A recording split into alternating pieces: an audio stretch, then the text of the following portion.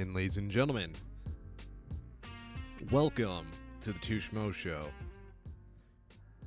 The only show on the internet where we have the word schmo in our title, but I don't think we've ever made a schmo bite-in joke.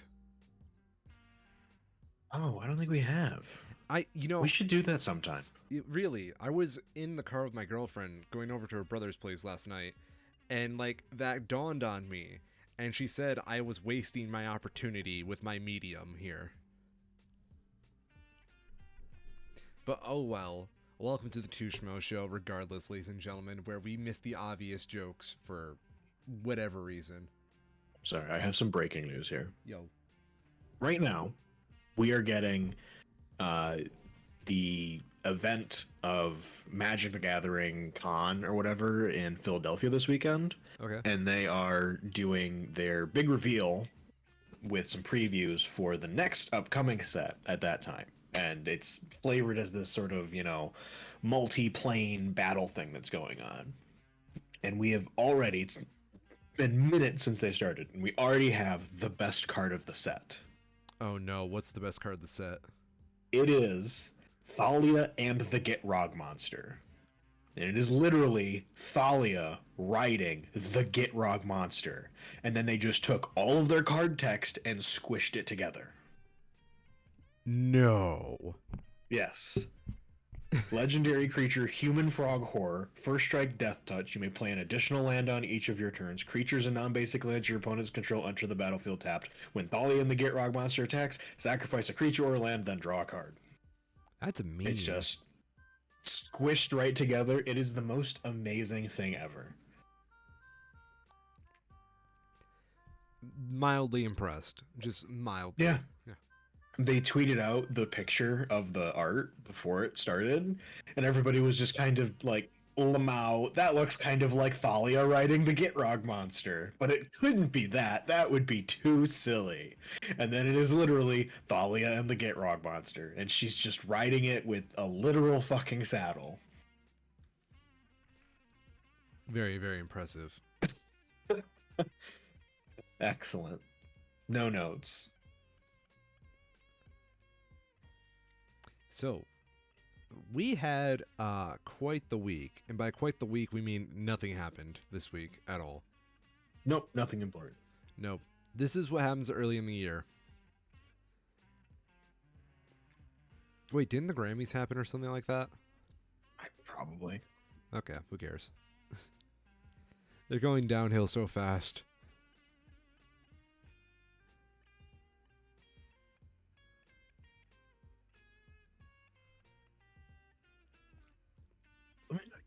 We had the Oscars, I'm pretty sure. Did we? Oscars. I thought we only had the noms. I don't know. Yeah, only the noms so far. Sunday, March 12th. Oh shit. The Grammys did happen. I completely missed it. Yeah. Huh. It was music's biggest night. How'd you not know that? Yeah. Who could have missed it? I missed it. I did not care. Apparently they had Questlove. Okay, that's good. Yeah. Well, if we run short, maybe we'll loop back to that. But for being a slow week, we got quite a few things to talk about. Which one do you want to address first, my good sir? So I feel like we'll start with the serious stuff and we'll go from there. Oh no. Because there's two serious things that we should definitely address first. So the first one being that former U.S. President Jimmy Carter has been confirmed by his family to be receiving hospice care. Unfortunately. At his home. Yeah, they're ending medical treatment for him and entering him into hospice care with it in his own home. Has been suffering from many health issues because he's 98, but particularly he has a melanoma that has spread from his liver and brain, or spread to his liver and brain. Ooh. Currently the country's oldest living leader, 98. I saw a really good piece about the general perspective of, who Jimmy Carter is as a person, and the comment was something like he's probably the best person ever to have the misfortune of being elected president. That is such a good way of putting it. Yeah, he's just a genuinely good. Probably, I'd have to go double check, but probably like the only president that I can think of for sure in the last 80 years that emphatically entered into the presidency to do good things. Like even when you look at the Democrats, right? Obama and uh, Bill Clinton, while largely I would agree with him in policy decisions, were both very hawkish and pro conflict. And part of the reason why they were elected, why they got to that position with the various conflicts that the U.S. has kind of always been in place of. Mm-hmm. But when you put them in comparison to Jimmy Carter, it's just an obvious step above, in my view. And you have to go all the way back to like Teddy fucking Roosevelt, practically, to find someone else that had the same general outlook. You know, it's a damn shame. Not dead yet, of course, but you know, people will certainly be counting the days at this point. Yeah, I mean, I don't think I've can name another president that went to charity work right after being president. Yeah, I I don't know either. Who You is know, he. Habitat for Humanity going to have for like the face of that charity after he's gone? I'm sure they'll find someone, Oh, I'm sure. but yeah, You've only got so many presidents you can choose from, though. that's true. If they have, I would imagine they find a non-president. You know, president might be a bad for their image.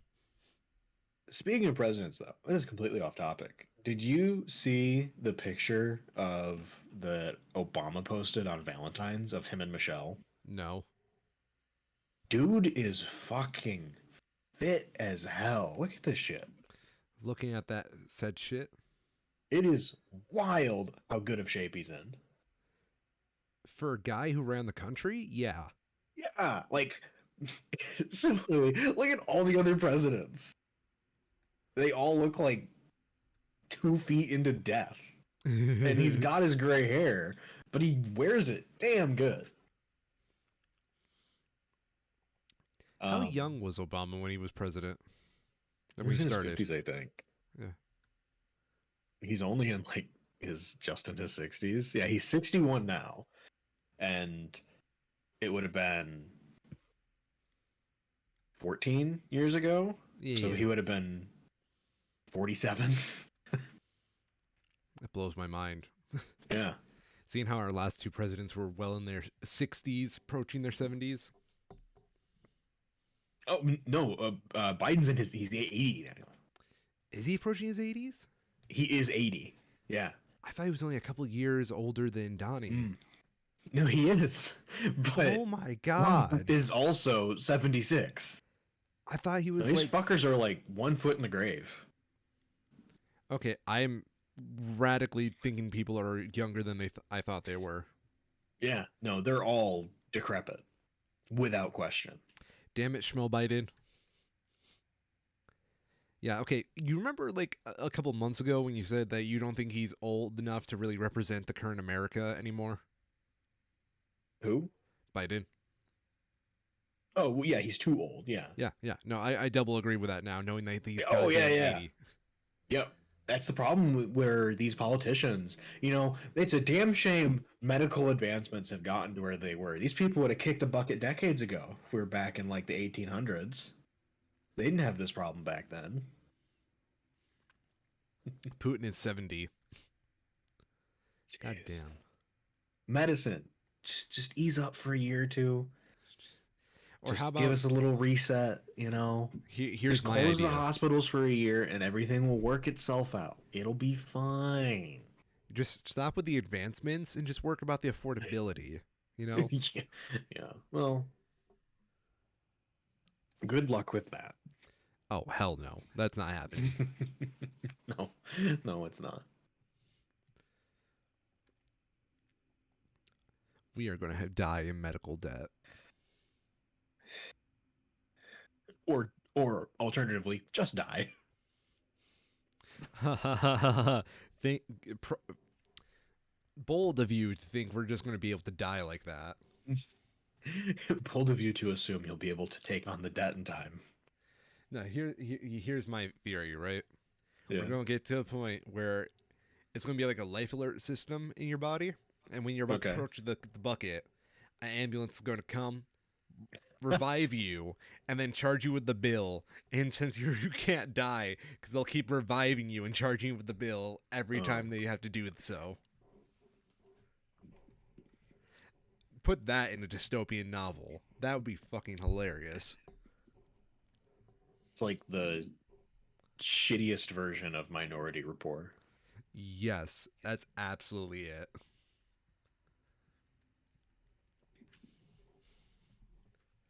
Unfortunately, we are stuck in the dystopia of our own making, and we'll have to deal with that today. Um, Like today?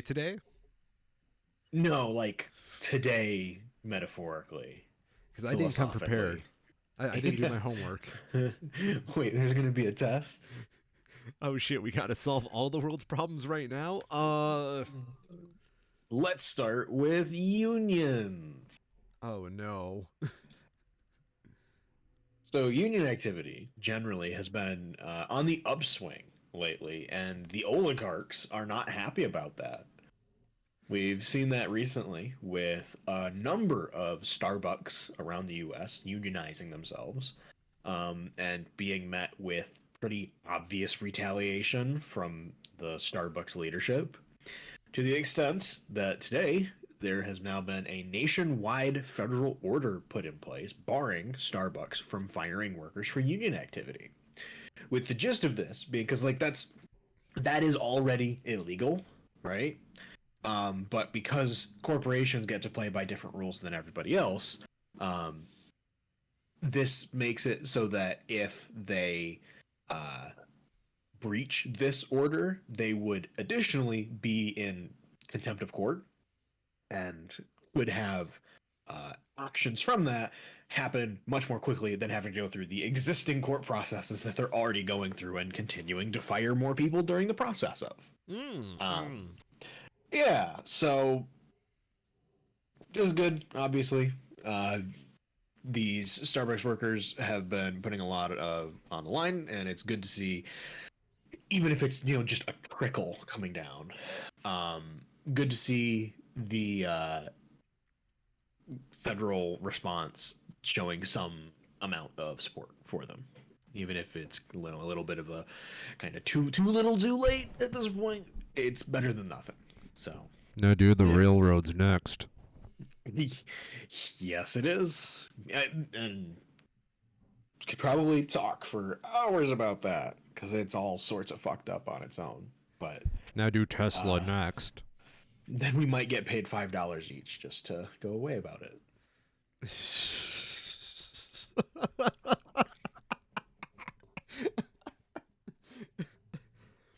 I'm sorry, that caught me off guard. Sorry. I know we try to have a comedic spin on this show, but oh my god, I was not expecting a real joke there. So um, fucked up. Instead of Tesla, we can talk about Twitter though, Oh, because Twitter yay. did some shit this week. First, we had the confirmation that everybody kind of knew of Elon having his own tweets boosted algorithmically in Twitter recommendations. So, Mr. Um, Kyril, yeah. I do want to say, I've been trying to learn how to turn that fucking off all Okay. week. Yeah. You said you found a way, so please enlighten Well, me. yeah. So what I do is I keep my Twitter timeline set over always to following only. So if I'm not following someone, I don't have to see their shit. And then it also puts it in chronological order when I do that. Where does one find such a setting? It's just in the header. They have it split between for you and following now. Oh, On mobile, there's like a little. No, they got rid of that. So it's just the two bars at the top. I thought there was a way you could just only do it for following. No, you alternatively you could just block Elon Musk, which should also work. True. So one of the best tools that we have in the modern internet is that you can just push a button to tell someone to shut up, and it basically works that way. I'm kind of curious. Elon can, in fact, see how many people block him since he runs Twitter. Yes. I wonder if he's one of the most blocked people on there. Um, probably well, soon, probably. Historically, there would probably be other higher up options because there are large numbers of people, particularly in marginalized groups, that use auto block lists that keep records of individuals who post, defamation and hate speech kind of shit. Mm-hmm. And people can run these programs that use the Twitter API to just automatically block huge numbers of people for you. But given that Twitter is trying to get rid of access to the Twitter API, I don't know, it might swing around.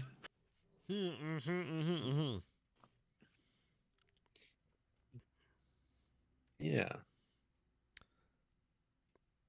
Why would Not you? satisfied with that though. Let's see if I can find it. Did you see the quote from one of his engineers? No, go on, please. Oh, I gotta find this. It was great. But it was talking about the Elon Musk Twitter Super Bowl. See if I can put enough keyword soup here to figure something out. But he fired this one guy after. Let's see if I can find it. He basically just said, Elon's like, why is my tweet not getting as many views as the president's? And the guy's just like, maybe the president's more popular. Oof. Oof. That Oof. was the gist of it. That's a special kind of beautiful. Yes, here we go. The post Super Bowl change to Twitter comes weeks after he fired a leading Twitter engineer who reportedly told Musk that engagement on his page had declined because the interest in him had dwindled. That's fun. Yep. So his own internet presence is no longer as popular, and he's firing the people working around him because of that. Yo, Elon, let's talk. We're a couple of has-beens ourselves, and if you would like a platform, you're always free to come onto the show. You know, but there is a startup fee to get on, and we do reserve the right to mute you at any time, but you're welcome. You're welcome to come on the Yep. show. $8 if you pay on Android, 11 if you do it on iOS. We got to take into factor Apple does take a small chunk of our pay for that. Yep, it's the only way to do it. Yes. We call it Schmoes Blue.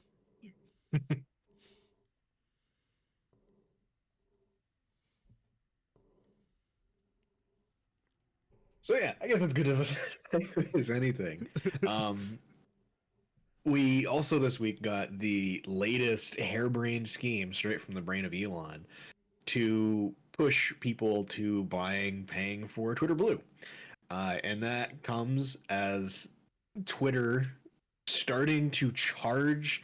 So they are taking text message two-factor authentication, SMS two-factor authentication, and they're putting it behind the Twitter Blue paywall.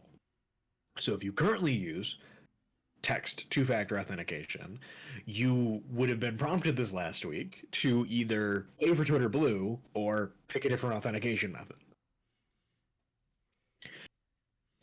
It is very interesting seeing the response to this because there's a really good piece where the average active Twitter user vastly overestimates what the average user's technological literacy is, right? Yeah. And there's a bunch of people whose response to this was basically, well, why is this a problem? You shouldn't be using text two-factor authentication anyway. Just use the acronym or other tech acronym instead, and they're much better in the first place. And the response to that was basically just like, yeah, this is word salad. People don't know what the hell you're talking about. That's part of where the problem comes in, where you have these changes that are getting made, and people don't understand these changes well enough to get what's changing. And the unfortunate problem, the solution to it, not the solution, result of it will probably be that the there's going to be people who use two-factor authentication through text that just won't have two-factor authentication anymore, because even though the alternatives are, potentially objectively better, if they don't know what they are or that they exist, they're not going to use them. Yeah, that really just explains a lot. The real question Yeah. is, I know he's doing this just to get more engagement in Twitter Blue, Yeah. but honestly, I don't think that's the kind of feature you need for Twitter Blue. No, it's not at all. No, Security features should not be paid additional options. never.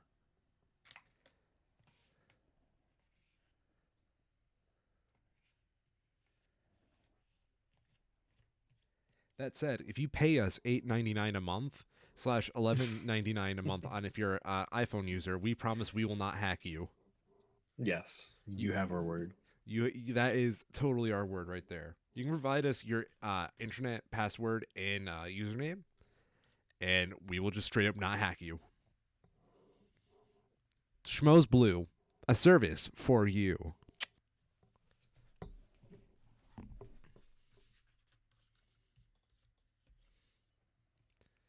What else do we have on the racket today, Mr. Kyril? So the big one that we kind of have to go oops sorry with is that Bruce Willis has officially announced that he has dementia. Yes, yes. It is the kind of thing that we sort of assumed for a while, um, but it hasn't been confirmed yet. So yeah, uh, it's unfortunate.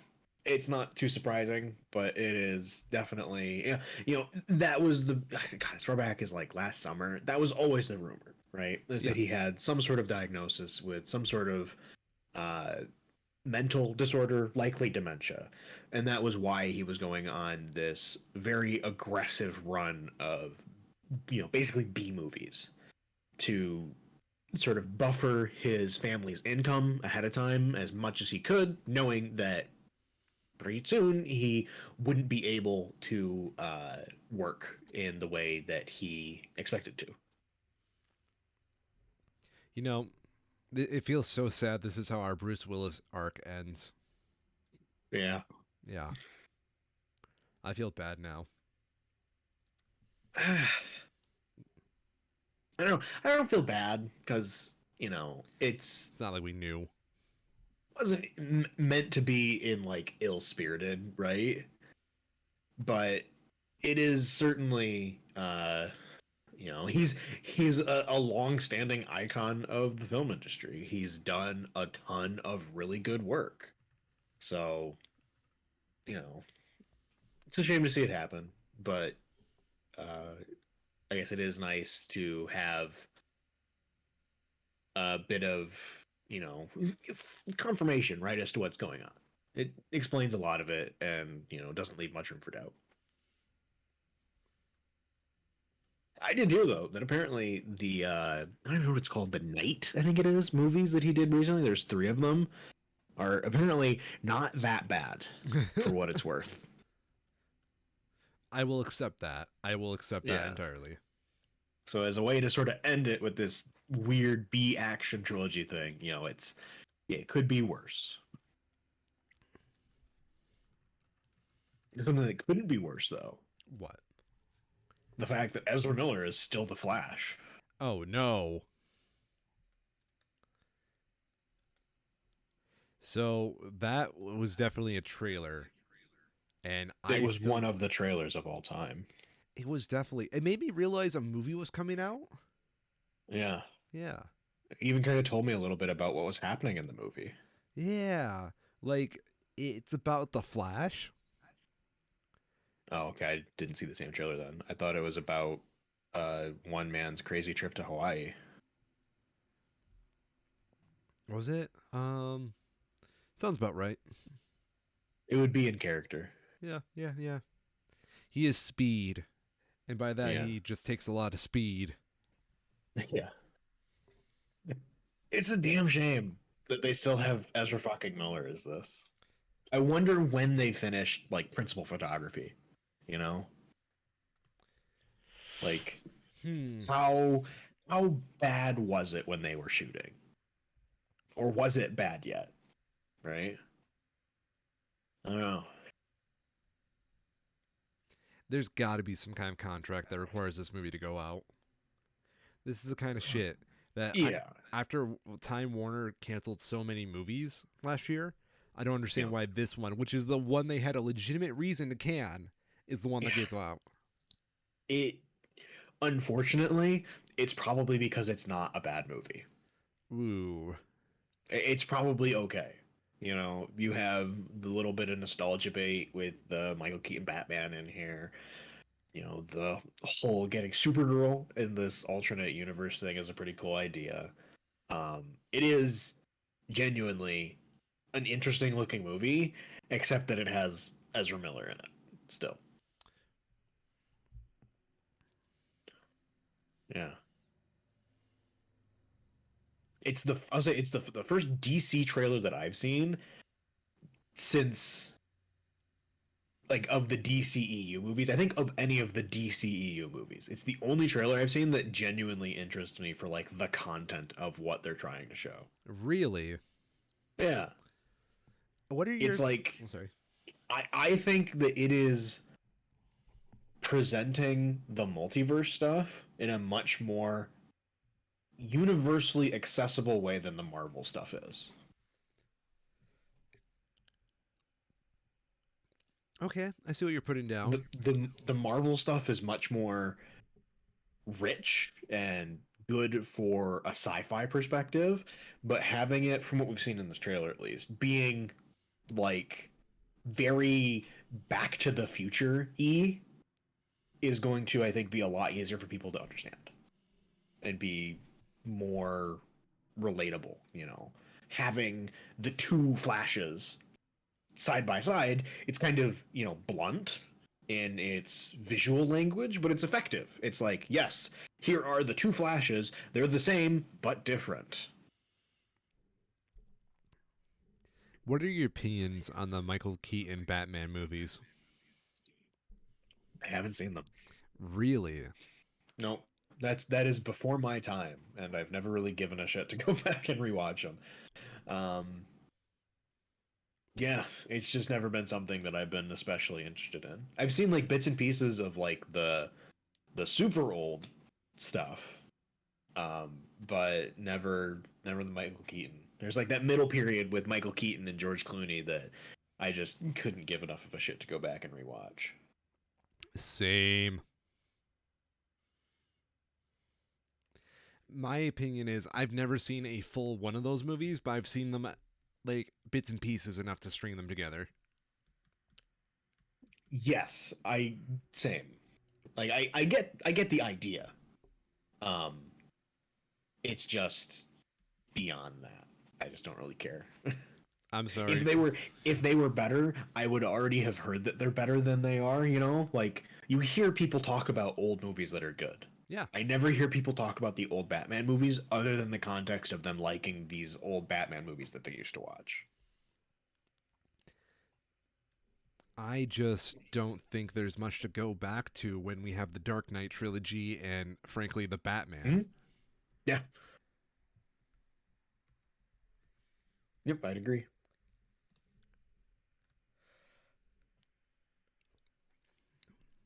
Anything else in the entertainment world we have to pick and point fun at?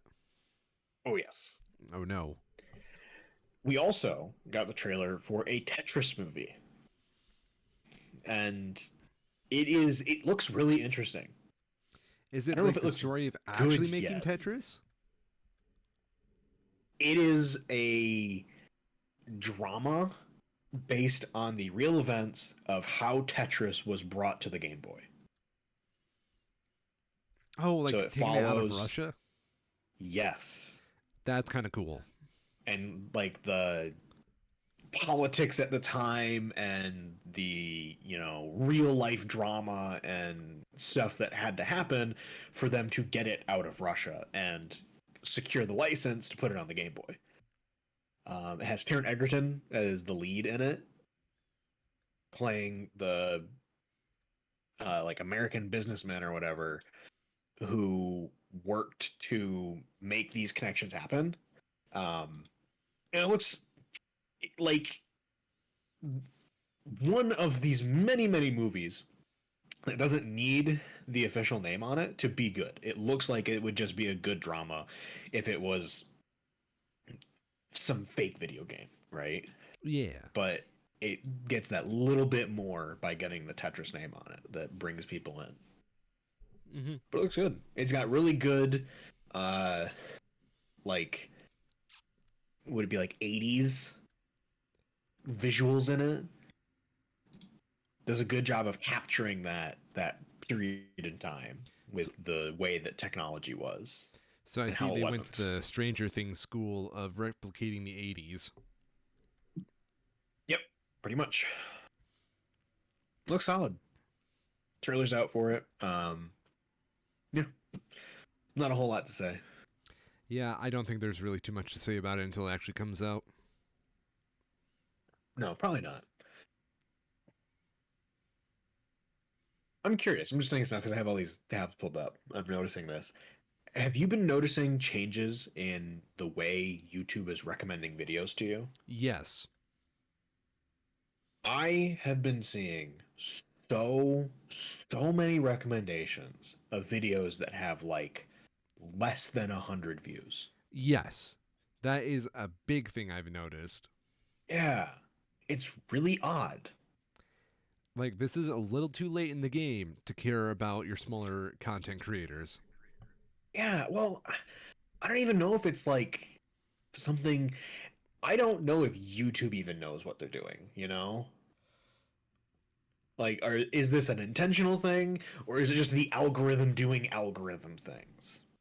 Probably the algorithm doing algorithm things? I don't know. Like on the YouTube page for the Tetris official trailer, which is a movie trailer on IGN. It's a video with 2.7 million views on a channel with 17.2 million subscribers and being recommended an Ant-Man and the Wasp movie review from somebody that how many subscribers do they have? 1,000 subscribers, and the video has 17 views. That's impressive. That's more than we typically get. I know, right? But Jesus. it's just weird, right? It doesn't fit for being here in the first place. This has nothing to do with what I'm watching. Has nothing to do with the channel it's being viewed on. Its only connection is that they both are about a movie, and that's it. So click on it. Be that 18th viewer, my dude. I don't want to see more of this shit. It genuinely, like, all right, here's another one. A video for the Age of Empires 2 original soundtrack, full official game soundtrack. 24 views. It's an hour long. I have never looked up anything about Age of Empires in my life. And I'm getting that recommended to me on the Tetris movie trailer video. It's Susan so really did a random. number before she left. She did. She dipped and said, deal with it. LOL, not my problem. Nerds.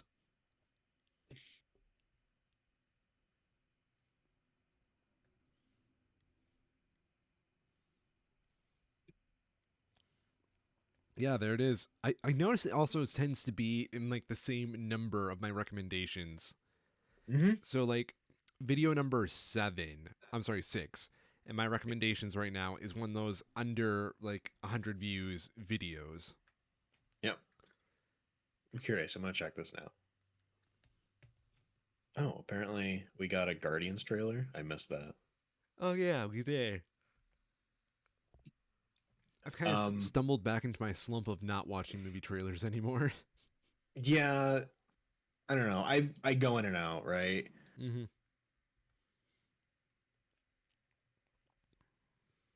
I am so lukewarm on the Guardians of the Galaxy stuff right now. Why so? I feel like I want them to do something different with it, and it feels like James Gunn only knows to do one thing. Quirky outsiders enjoying quirky music? Yes. I just want like just a little bit of something extra. It was a good idea, and it still is a good idea. I just want something different. But they had daddy issues in the last movie.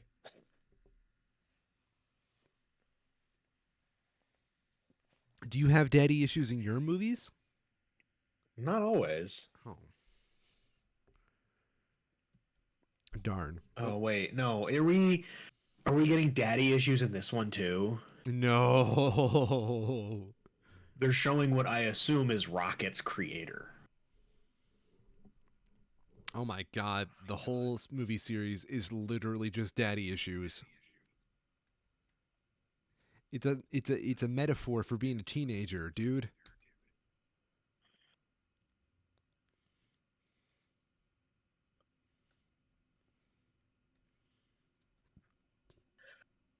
This is gonna sound weird, but one thing that I really hope happens in this is that Drax dies.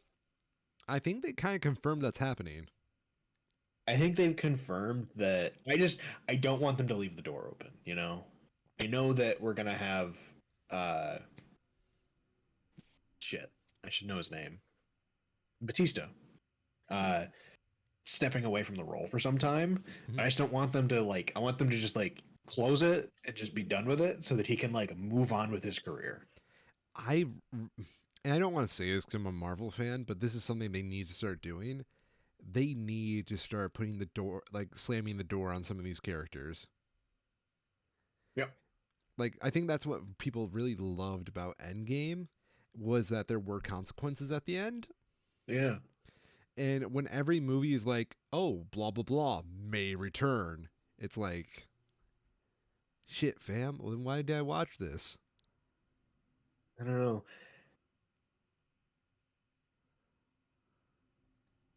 It's definitely leaving sour perspective on the current Marvel, like was it Phase 5? Yeah, It's not being received well, especially.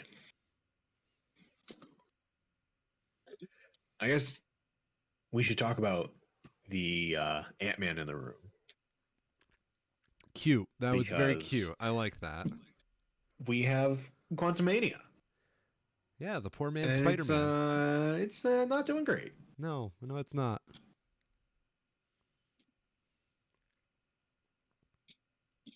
Currently a 48% Rotten Tomato score, second to last only to Eternals.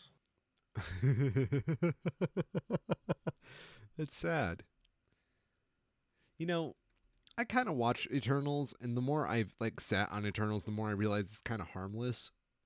I think we may have Yeah, overreacted to it a little bit. it's just so weird how they have these such a massive event happening that is just completely ignored by everyone. Yeah, It is wrong. I was talking about this with a friend of mine, and I've kind of changed my opinion that Marvel really needs to just condense their movies into like maybe 2 movies a year instead of this whole 4 movie bullshit. That way they can Yeah. actually do like these major plot points in a movie and make it feel bigger rather than, really what's stopping this from being like, why did we need Love and Thunder and Multiverse of Madness in the same year? Mhm. We did I not. agree. I think that they would not only that is it like unnecessary, they would make a better product. Yeah, exactly. I feel like they set up these movies to have a plot point for like the major picture all going Hmm. around, but it would be more impactful to just like combine these plot points into one movie That way it's not like fucking all over the place, you know? Because that way you don't need to put all this fucking filler content in there like the fucking screaming goats. They, what they should have done, hear me out, my good friend, right? Yeah, yeah. Doctor Strange and Thor team up movie. I know, Mm, it sounds unorthodox, but I was Ragnarok, gonna go with bad, but everything sounds bad. That's how you know it's a good idea. In comics, if the idea sounds terrible, you know it's a good idea. okay. This is true for everything in comics. Dr. Octopus takes over the body of Peter Parker. Sounds terrible, right? Yeah, it does. One of the best Spider Man runs of all time. Don't at me. You know what Fuck. the problem is, though? Yo. Thor: Love and Thunder is the best financially performing Thor movie ever. Okay, I'm done. I'm done. I know. It's not the best Thor. Everybody agrees it's not the best Thor, but it made more money than Ragnarok. I'm playing the finale music right now. I'm fucking done. No, that's ridiculous. It is. It doesn't make sense.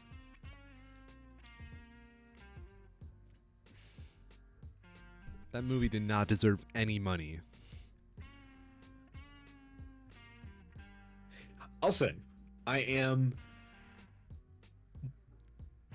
more optimistic for the films that are slated for Phase 5 than what we had in Phase 4. Okay. I think with Phase 4, they had some really obviously soft ideas, like particularly with the Black Widow movie. It got hit by COVID, of course, but they are, they're clearly doing it like 2 years too late at that point. She's already dead. Everybody knows what has to happen by the end of it, right? Mm-hmm. It doesn't really leave a whole lot of room for tension. And then the actual story of it doesn't do enough to make you forget that, oh yeah, she just dies anyways. But in Phase 5, I think the direction that they're starting to lean with, this is going to sound really dumb, but with more down to earth stories with stuff like Blade and Daredevil, I think are going to do a lot better than the immense amount of CG work that they need for stuff like Quantumania and Guardians. I've always been a bigger fan of the more down to earth shit in Marvel. Mm-hmm. Like, my favorite Doctor Strange runs typically are the ones where he's just like hanging out in New York and magic shit happens because he's Doctor Strange. Yeah. Yeah. I wish we would get more stuff like that in the MCU. Mm-hmm. I hope that they don't railroad, like Daredevil in particular, shouldn't it need anything more than like a block of New York, right? Well, I mean, that's Hell's You Kitchen. don't need, well, I know, that's what I mean. Like, you don't need excessive amounts of CGI. You just need to be competent. And we know that for the most part, the people who make these movies are not bad at their jobs, but they haven't gotten to show that in a while because so much of it gets CG'd over or is done almost entirely on a green screen. Honestly, Marvel should just go into making animated movies at this point, but that's just me. I'd almost prefer it, Yeah, but I don't think that would necessarily work out quite as well as we'd hope. I would not. Because they would get cheaper. Yeah. Well, and, they've been making, like, how many Batman movies are there that are animated, right? A lot. How popular are they? Not popular at all, my friend. As much as we might disagree with the idea, there is still a lot of people who automatically assume or they mix animation with being for kids, and they're never going to shake that. Unfortunately. Yeah. It is just a curse that we have as a society at the moment. Yep. Alternatively, if we can't get good Marvel movies, I hope they continue with this next Blade movie, like along the downward spiral of the former Blade trilogy. Like, I want this to be Wesley Snipes with a sword in an empty green screen with no CG, just yelling at people who aren't there with his lines. I want it to be a dumpster fire. You know, I will second that. That sounds amazing. Like, give me one extreme or the other, right? If you're gonna make it bad, go all the way. Yeah. Give me the CG Wesley Snipe eyes. People are going to think you're fucking crazy because they don't know the context behind that. Oh yeah, you're probably right. Go Should watch. I highly recommend the Cosmonaut Variety Hours recent reviews of the Blade trilogy. As a retrospective thing, it is remarkable that these films got made after the first one. So I'm just gonna fill in the details because people are gonna think it's fucking hilarious what you just said there. Um, Okay. Spoilers for Blade Trinity. Wesley Snipes hated the movie so much that at the end of the movie, Blade is supposed to open his eyes after being assumed dead, to be sequel bait. But due to Wesley Snipes kind of not giving a shit, he kept his eyes closed, and they had to CGI him opening his eyes at the very end for sequel bait, Yes. and it's horrifying. It is very bad. It's like the worst CGI I've ever seen. Yeah.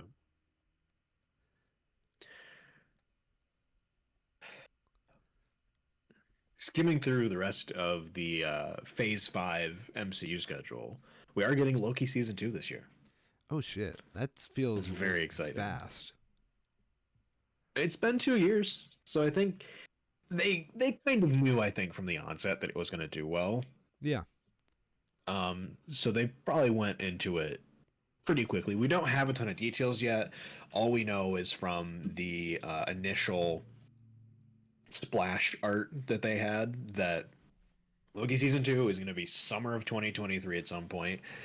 Given that the Marvels and Guardians, maybe not Guardians, Marvels for sure got pushed back like 5 months. Other stuff may as well. So we'll have to wait and see how times and dates change. But they already pushed the Marvels back to when Blade was supposed to release. So presumably that is going to also get pushed back, 3 months or so.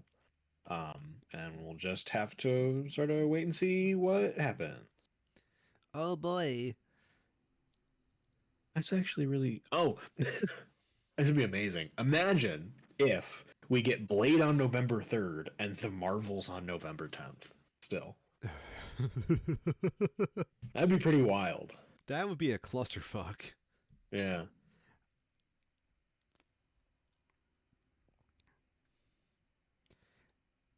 Can we talk about the Marvels poster and how bad it is? Yeah, it's pretty bad. It's awful. They stole from, oh my God, Daft Punk How with so? their little tagline higher, further, faster together. Ah.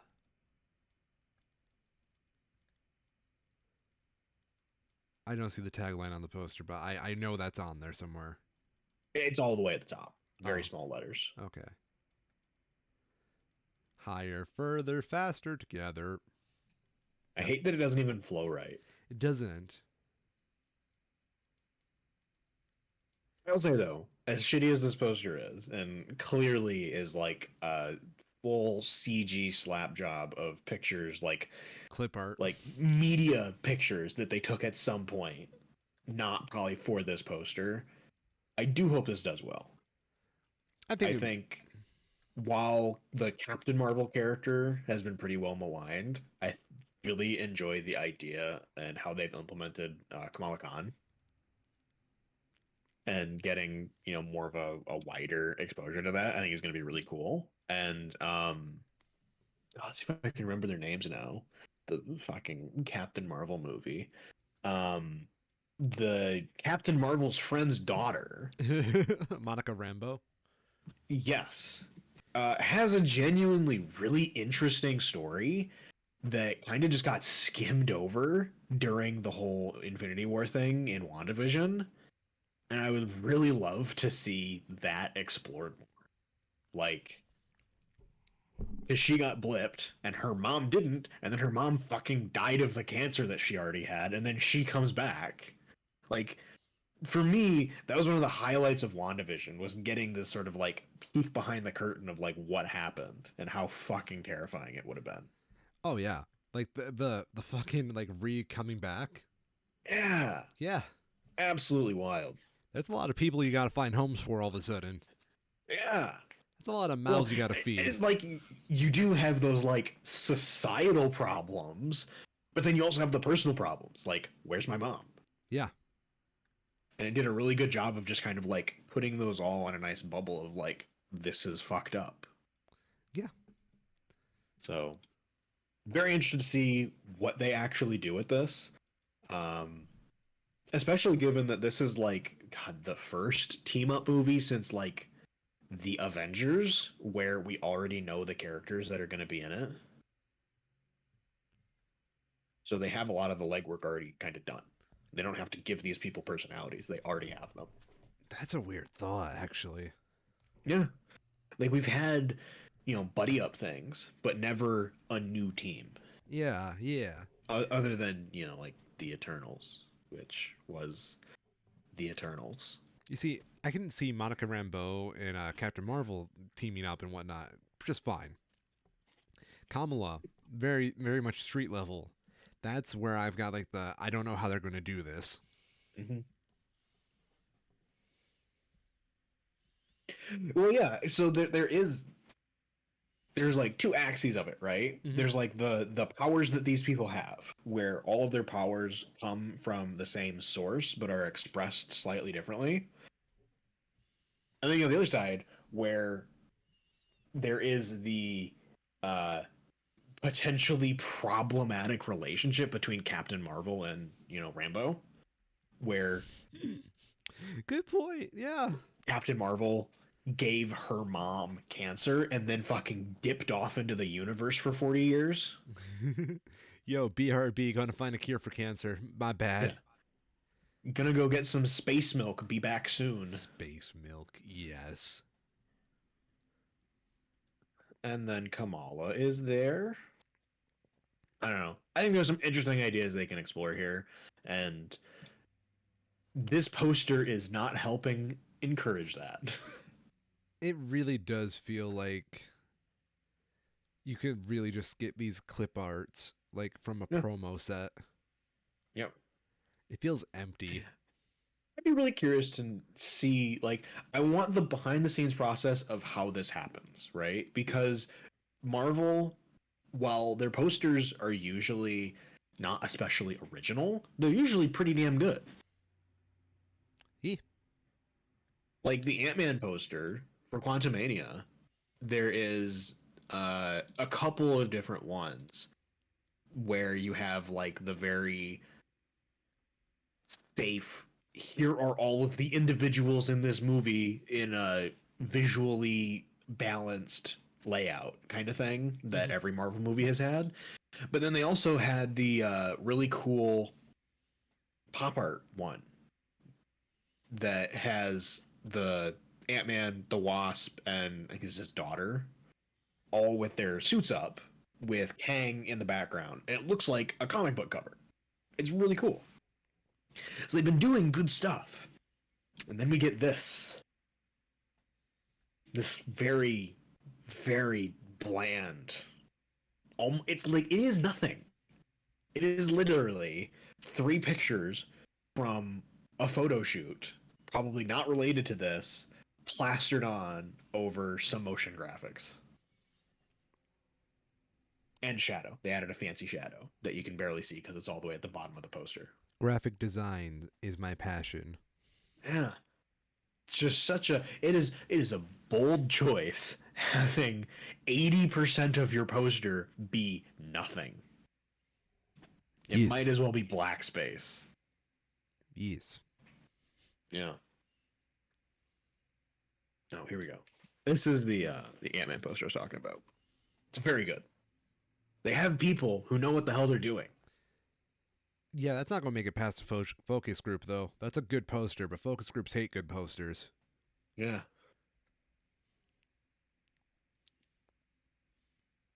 So, Ant-Man and the Wasp, 48% on Rotten Tomatoes.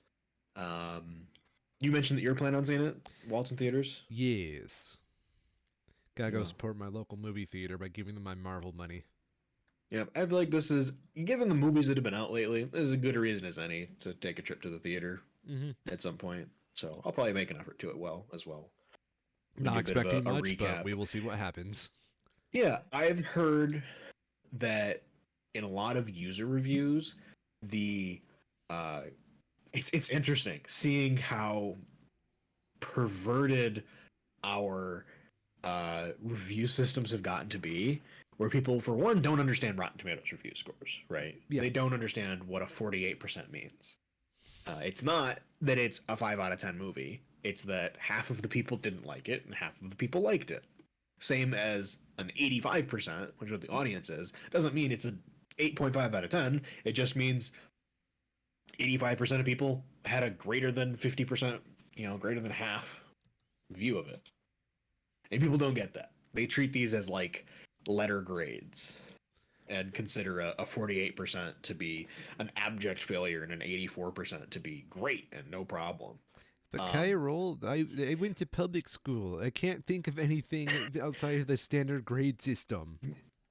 But though, the really wild thing is that the like Super Marvel fans have their own review websites. No. And the way that the review websites work, when you look at how the reviews aggregate down, if a Marvel movie gets less than a B rating, a B letter rating on like an F to A scale, if it gets a B minus, it is considered a failure because of how skewed ratings are.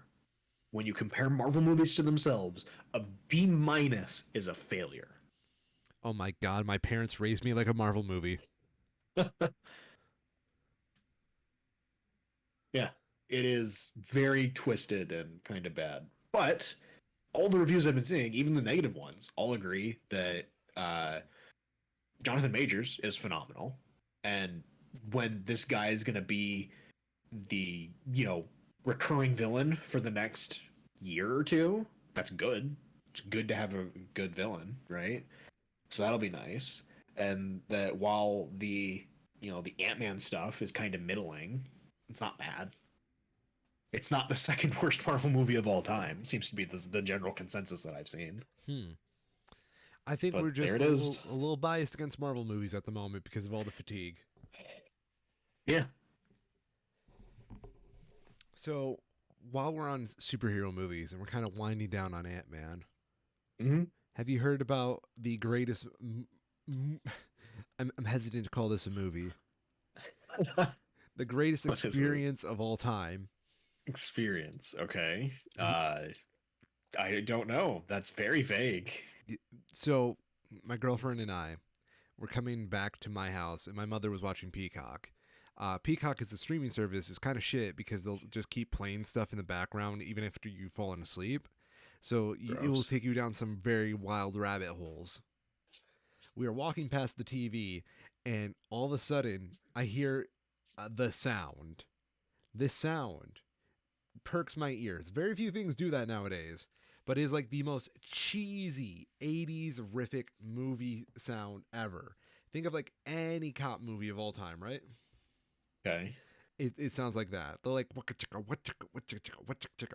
That kind of like Okay. why guitar sound. Yeah, yeah. I turn around. I'm like, what the fuck is that woman watching? And three words, well, two words in an anagram flash before my eyes, right? Okay. That is Sergeant Kabuki Man, NYPD. What the fuck is this? This is a experience. I hesitate to call it a movie. And it's real. I know. Go on. Um I'm sorry. Wait, This thing breaks me. Namco? What? Namco. Why the fuck is Namco on this? I don't know. I don't know how Namco is on this. What the hell? Yeah. So this is the movie a detective, Sergeant Detective Harry Griswold, a clumsy NYPD cop investigating a string of murders involving kabuki actors. While attending an amateur kabuki play, Harry witnesses thugs gun down the entire cast. In the ensuing gunfight, Harry is forcibly kissed by one of the dying actors, unknowingly becoming blessed with the powers of kabuki. And dude, they straight up the whole audience they shoot the actors down while the play is going on and people are laughing at it. It's fucking bizarre, man. And then one of the bullets like ricochets off a kabuki actor and lands like in an old lady's like forehead. And then like people look at her and they're like, "Oh my god." And then they start running out of there. And it's just like the cheesiest shit I've ever seen. This is a movie. A subtly, not even subtle, very racist movie, but it is something else. Fucking tagline for the movie is Fatal Sushi, Lethal Chopsticks, and as American as Apple Pie. I didn't know that all kabuki actors had the supernatural abilities of heat-seeking chopsticks in Fatal Sushi. Yeah, dude. That's like Kabuki 101.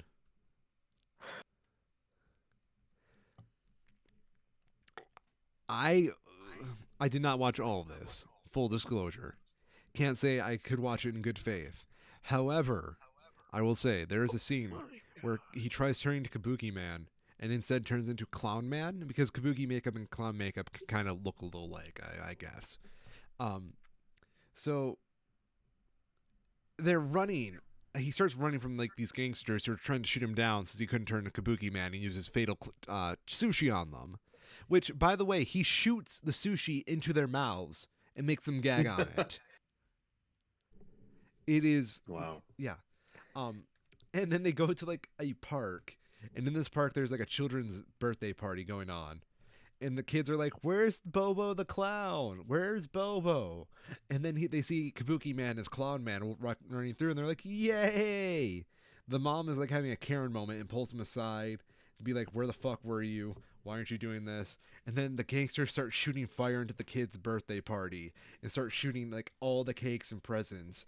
It is a surreal ass film, dude. It is not for the faint of heart.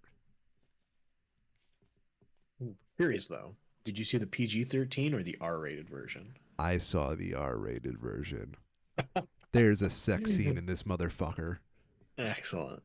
Like Very last good. 30 minutes of the of the movie, it's having a sex scene, and like the thing is, when he gets excited, he turns into Kabuki Man, and he turns into Kabuki Man during climax, and then so you have him like just burst out under these sheets in full kabuki attire. It's the most surreal fucking shit I've ever seen, man. It breaks me. It breaks me. I don't know what this movie did to me on a psychological level, but I could not tell you. There hasn't been a day I haven't thought about Kabuki Man since this.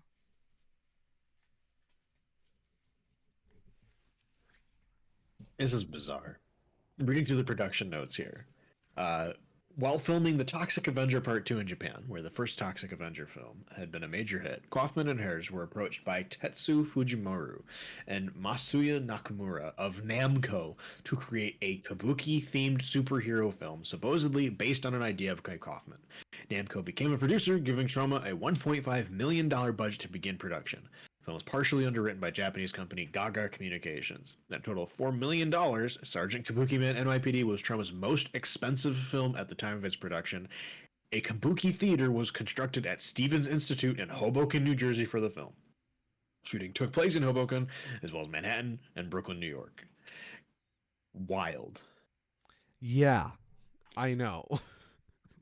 Apparently, there is a I guess not notorious, infamous car flip footage that was shot for this film that has been used in all of Troma's movies since. Apparently, Troma is like a cult like Yeah. following. I do not fully understand what Troma is, but this is like something I will research. Despite obvious continuity flaws, Troma has managed to fit the same footage into each of their films as a tongue-in-cheek homage, including Terror Firmer, Citizen Toxie, The Toxic Avenger 4, Poultrygeist, Return to Nukem High Volume 1, uh, the end of the 2011 Xbox video game The Gunstringer, and hashtag Shakespeare's Shitstorm, the 2020 American musical comedy horror film written by Lloyd Kaufman and produced by Troma Entertainment.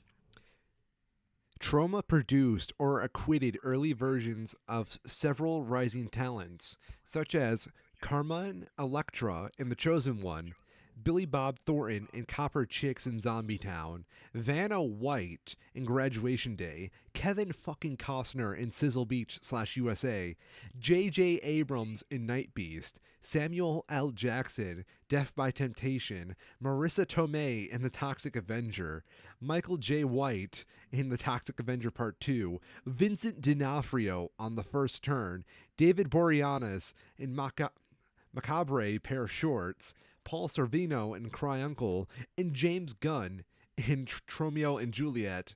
And lastly, you know him, you love him, the creator of South Park, Trey Parker and Matt Stone in Cannibal the Musical. I'm sure you'll be very glad to know that Troma has their own streaming service that you can buy for $4.99 a month to have access to all of the films Troma has distributed. Wow. Oh, they have some rules of production. You ready for this? Yeah. Safety to humans, safety to property, and lastly, make a good movie, written in smaller font than the other two. This is excellent. Are you seen the Troma Entertainment wiki page? Yes, Have you skimmed through their films distributed list? I'm actually just getting there right now. All of these are excellent. I Spit on Your Corpse. I'm particularly fond of Yeti, a love story. Yeti story. Dracula versus Frankenstein. Surf Nazis Must Die. Satan's Sadist. Satan's Sadist. Okay. Sorry, this is probably the best movie poster ever. Oh no. Surf Nazis Must Die. Oh my god, that's beautiful. The beaches have become battlefields. The waves are a war zone. And the rest of it's so small I can't read it. Oh my god, this is just. This is beautiful. Oh, here we go. We also got The Last Horror Film, 1982.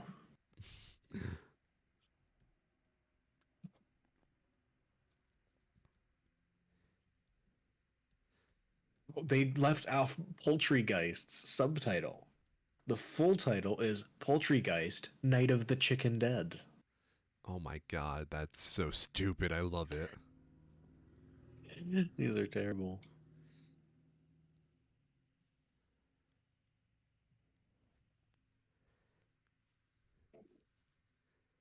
Man, you can say these names out loud and you would sound like a fucking insane Mm-hmm. person. Like redneck zombies. What the fuck?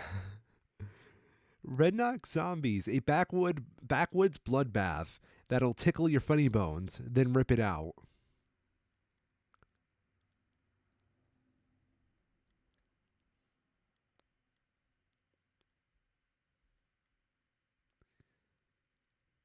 It's been a while since I found a rabbit hole this rich. Yeah, it's kind of, it feels wrong because a ton of these comedies just seem to be various flavors of racism, sexism, and homophobia. Yeah, you're right. That is a good point. It's like obviously very dumb, but very dumb. This is like they know what they're doing,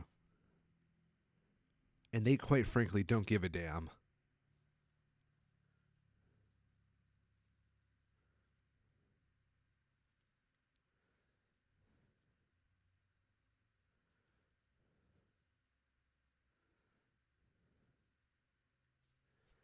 Oh my god, you weigh bulls in one of these movies?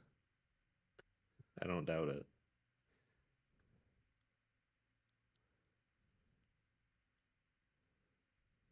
What?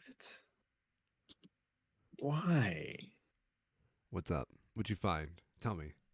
I'm trying to figure this out still because it's very weird.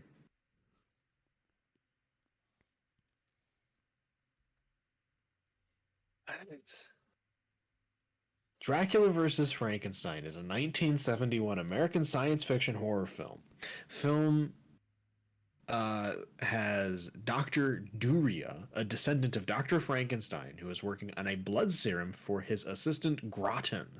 The serum soon becomes sought after by Count Dracula, who hopes it will grant him the ability to be exposed to sunlight without harm. And apparently, because that wasn't enough, they had to have, I presume, Dr. Frankenstein. Like the poster of it is like a mix of Dr. Frankenstein, but rather than resurrecting the monster, he's resurrecting near naked women. And then just for little cherry on top, we also get Dracula, uh, presumably biting, doing his vampire thing to a different near naked woman. It's just very weird. This fucking production studio makes The Room look normal. Yes, it does. Rabid grannies. What the fuck? They also have, very specifically, Dr. Frankenstein is murdering young girls to resurrect for the blood serum for his assistant.